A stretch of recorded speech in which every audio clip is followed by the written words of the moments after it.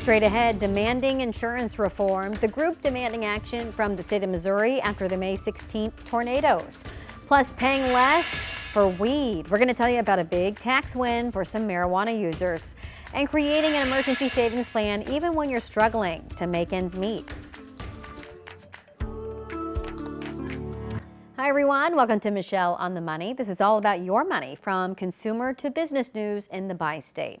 Right now, the St. Louis NAACP is demanding insurance reform in the wake of the May 16 tornado in St. Louis. About 5,000 properties were hit by the storm, causing nearly $1.6 billion in damage to the city. The Missouri Department of Commerce says about 90% of renters in the most impacted areas were uninsured. And the NAACP now demands that the Missouri Department of Commerce conduct market investigations, enhance transparency, and penalize discriminatory practices. We've reached out to the Department of Commerce for comment, but we have yet to hear back. More resources will be made available to tornado survivors. The DeVol Library on North Grand is regularly helping people by handing out supplies, including things like personal hygiene products and food. People can also get crisis counseling and legal help there as well. This is part of our long-term commitment to the community. We've been here a really long time. We're going to be here a really long time. So as long as the community needs help, we'll be here trying to provide it. Well, if you cannot make it out, we should tell you there is one more distribution event planned for Monday, July 28th. There is a tentative deal in place between Boeing and local machinists. Just 3 weeks ago, union members had okayed a strike. Well, that agreement includes a 20% annual pay increase and a $5,000 ratification bonus for workers. Workers will also maintain their health and retirement benefits. Now, according to our partners at the St. Louis Business Journal, the average annual wage at Boeing St. Louis would go from $75,000 to $102,000. The union is recommending its members ratify that contract. All right, well, we are getting a first look at some of the new buses that will be picking up St. Louis Public School students in less than a month. Earlier this year, the district awarded the bus contract to Zoom. That is company ZUM, by the way. The transportation company says it has hired hundreds of drivers and it is ready for the new school year. The Department of Education is temporarily pausing certain student loan forgiveness. Have you heard about this? The agency says it is halting the cancellation of student loans in income-based repayment plans because it needs to address a federal court order. Roughly 2 million borrowers in these plans are eligible to have their loans forgiven after either 20 or 25 years of payments. The department is not giving a timeline for when forgiveness will resume. Illinois Governor J.B. Pritzker is expected to sign a bill designed to crack down on squatters. The legislation gives police more authority to remove squatters from properties they have no legal title to. Squatters will be treated as trespassers, making it possible for police to remove them immediately. Squatters' rights were originally designed to promote productive use of property, but they have come under serious fire because of misuse. Well, soon you could pay less in taxes when visiting a marijuana dispensary in Missouri. As Brent Solomon explains, the state Supreme Court just struck down a measure that allowed some localities to double dip in collecting taxes from customers. It's very busy. Over at Robust Missouri Dispensary 3, also known as Field State, the Florissant business is booming. It's a regulated product, and I think that there's a demand for quality products in the same sense. But owner Tyler Hannigan grew concerned when he realized the state was allowing shoppers to pay a 3% weed tax that benefits localities twice. One to Florissant, the second to St. Louis County. We looked at it like this is $3 million a month being nefariously collected, by the entire state. So his company sued the county, and the state Supreme Court just ruled the county can only collect that tax if a dispensary is located in an unincorporated part of the county. Just the idea that it would be a double tax. Attorney Eric Walter represented the dispensary and says paying too much at checkout could cause marijuana users to look elsewhere. The more we tax, the more we just push consumers out of the regulated market and they go to the low cost but illicit, untested, unsafe, unregulated market. And that's the goal is to try and avoid that. Hannigan says he doesn't mind the tax as long as it is applied the way Missouri justices have now ruled. Because not everyone uses cannabis. But if the police can benefit from it, if the citizens can benefit, if a park can benefit from it, I'm down for that. And I think that the consumers were served through this. Now, that was Brent Solomon reporting. A St. Louis County spokesman says the county is disappointed. This also affects St. Charles County, and the county executive there says the same, but added that the county will abide by it.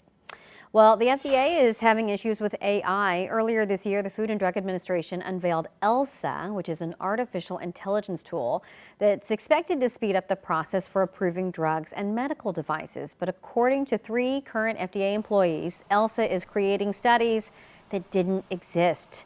They say it makes it harder to trust the tool for their most vital work and research. The FDA commissioner says staff is not required to use that tool.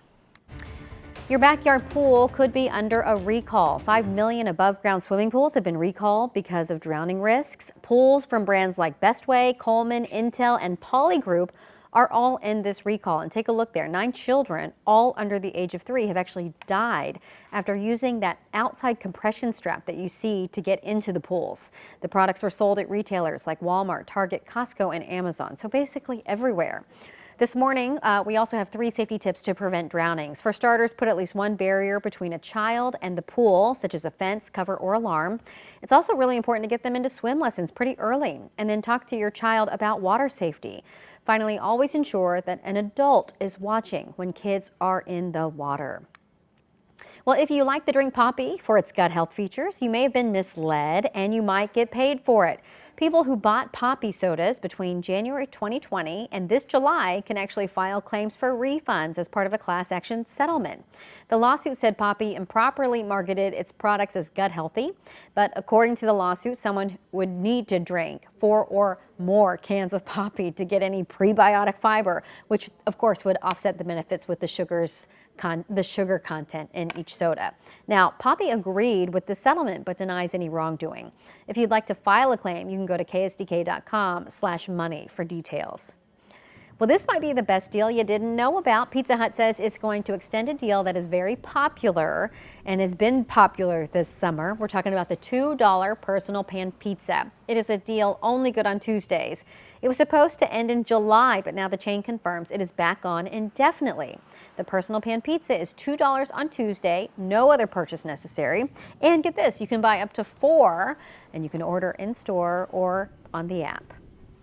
Well, the idea of an emergency savings plan, if you have savings, is to have that safety net for when life happens. But how many people are really able to put money away? Mercedes McKay looks at ways that you can save even if you are barely making ends meet. It's tough, but that's the piece of it. We just spend.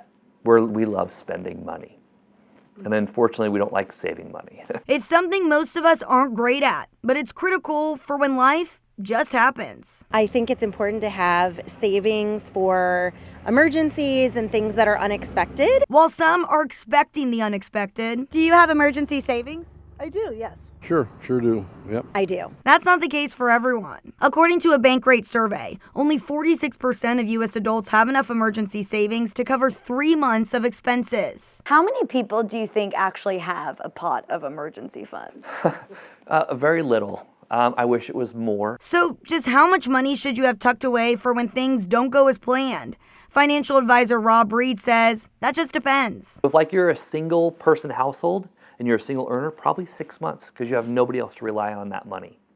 If you're a dual household and your expenses are kind of, you're not spending all of your paychecks, maybe 3 months. By expenses, Reed doesn't mean your paychecks, but how much money you actually need to survive, like paying for your home and food. When I say food, it's okay, just regular food, like grocery store food, because if you're at a job, you're probably not going out to eat that much. But what if you're living paycheck to paycheck? How do you even begin to save for an emergency fund? Reed recommends doing a spending analysis every 90 days. So every quarter, go back and see where all your money, just see how much money you spent on all your things and how much money came in. Then you'll be like, okay, is there a positive or negative? If I'm in the red or in the black. Well, no one wants to prepare for the worst. It's better to be safe than sorry. It's all mindset, and it's subconsciously trying to train your brain on making those decisions without hindering your enjoyment of life.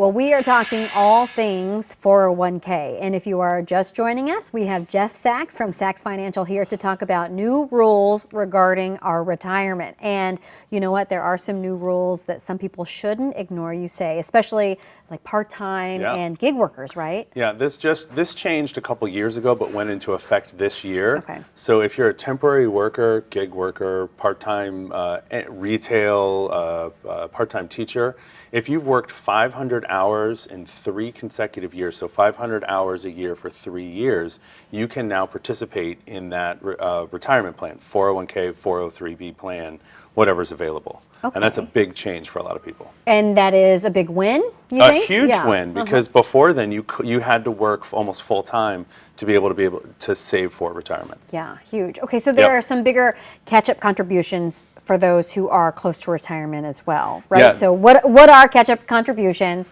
and who does it really impact? So prior to recently, it was if you were over the age of 50, you had a little bit extra that you could add into your 401k and into your IRA.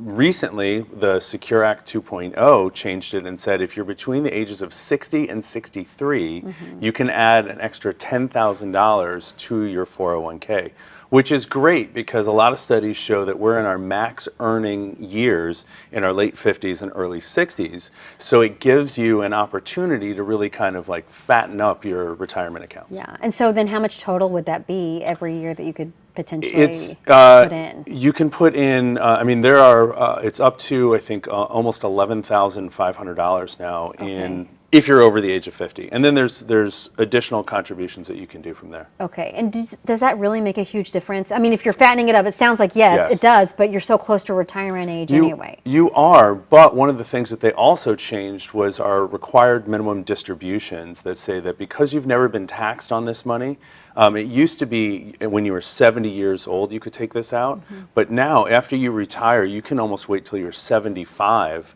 before you have to touch this retirement money. Okay. So you still have plenty of time to save, and any money that you can get into your 401k even later in your working years is better than not doing it at all. Yeah. Do you remember when I first met you and interviewed you, you said a lot of people in their 50s are like, this is when I go, oh my gosh, I haven't saved, so this would be a good thing for people. This is the time, right, where we spend our 40s getting out of debt and our 50s figuring out how to save for retirement. Gosh. Can you explain the change with student loan payments? Yeah, so this is really interesting. This again also happened a couple of years ago and actually went into effect last year. If your employer participates in this, if you're making contributions to your student loans, which we've talked about in the past and all the changes that have happened, but if you're making payments to your student loans, for example, you're paying $500 a month, if your employer 401k is set up to do it, they can make contributions for you as an employer match to your 401k even if you aren't contributing. So it's a less of a penalty to take care of your student loans. Oh, wow. And then one last question. What is changing with the unused dollars from those 529 college plans? That's big, right? This is great. So this was a great change, again, from the Secure Act, but what it did is it gave people more incentive to put into those 529. Those are college saving plans for the kids or grandkids. And a lot of people weren't doing that because if your kids didn't go to college or didn't use all the money or ended up doing something else, if there's money in there, you can convert up to $35,000 in a 529 to a Roth IRA, a Roth account, for that beneficiary, for that kid or grandkid. Oh, that's great. Real quick, want to look at the big board here because we did have a new comment coming in from Ann. And Ann says, oh, we asked, have you ever pulled out money of your 401k? She says, not yet, but I have a 403B. I feel like it's similar penalties. Is it similar penalties? It is. So a 401k, a 403B, a 457 are all relatively the same thing. Okay. It's just different tax codes for retirement accounts at work. Okay. Well, thank you so much, Jeff. You always enlighten us. And with these big changes, that can make some major differences for folks. Absolutely.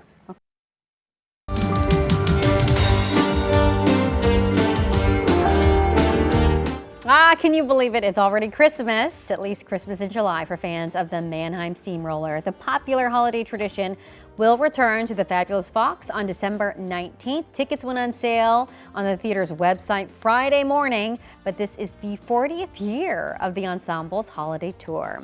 And then finally, everything is peachy this week at Eckert's Farm in Belleville. Peachy Palooza Week is in full swing. Several events are planned through Sunday, including jam making classes, sunset picking, and live music. Not bad.